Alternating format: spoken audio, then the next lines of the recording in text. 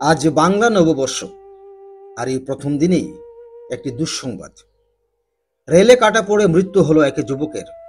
চাঞ্চল্যকর এই ঘটনাটি ঘটেছে তেলিয়ামুড়া থানার অন্তর্গত মেলা পাথরের রেল ট্র্যাকে। মৃত যুবকের নাম বিশ্বজিৎ বিশ্বাস বলে জানা গেছে। তেলিয়ামুড়া থানার অন্তর্গত কৃষ্ণপুরের নতুন বাজার এলাকার রাধামোহন বিশ্বাসের ছেলে বিশ্বজিৎ পেশায় একজন দিনমজুর ছিল বলে খবর।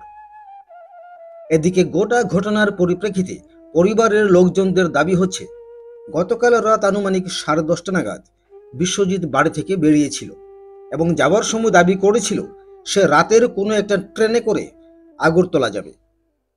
পরিবারের লোকজনদের বক্তব্য অনুযায়ী তাদের জানা মতে বাড়িতে কোনো প্রকারের অশান্তি বা বিশৃঙ্খলতা ছিল না, কিন্তু তারপরেও এভাবে 25 বছরের তরতাজা এক যুবকের রেলে কাটা পড়ে মৃত্যুর পেছনে কোনো না কোনো কারণ রয়েছে বলে এলাকা জুড়ে গুঞ্জন চলছে।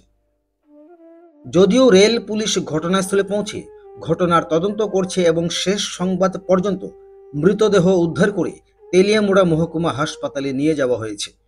ময়না তদন্তের পর পরিবারের লোকজনদের হাতে মৃতদেহ তুলে দেওয়া হবে।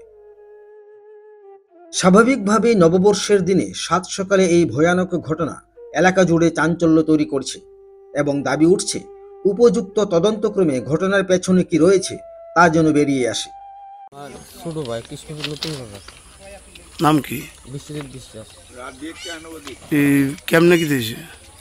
এমনি কালকে রাত্রে 10-11 দিকে কিছু কই জানি যাইব করে কইছে রেলে আগরতলা যাবে নাকি জানি, তো তাহলে ওই ব্যাগটা গিয়ে আইছে ওরা রাত্রে স্টেশনে যাইব। তারপর তো আমি সকালবেলা খবর পাইলাম দুর্ঘটনা খবর পাই নাকি, তার একজন আমারও পয়সা করছে। তারপরে আমি আইলাম, আয়া দেখি বাই দিয়ে। বাড়িতে কোনো ঝামেলা ছিল? এমনিতে কোনো ঝামেলা নাই। কি করে এমনি? এমনি গিরিশ খাদ্যের সাথে আমরা যুক্ত কিছু। কি মনে হয় কি কারণে এই ঘটনা হয়েছে?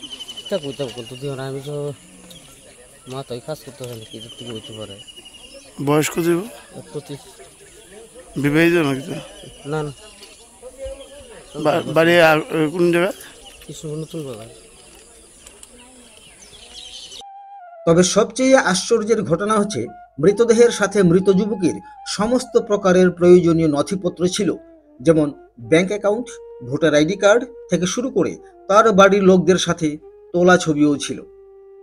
এই সমস্ত ঘটনাগুলো এই মৃত্যুর পেছনে থাকার কারণ নিয়ে ব্যাপক ধোঁয়াশা তৈরি করছে, যদিও এখন অপেক্ষা পুলিশি তদন্তে কি বেরিয়ে আসে।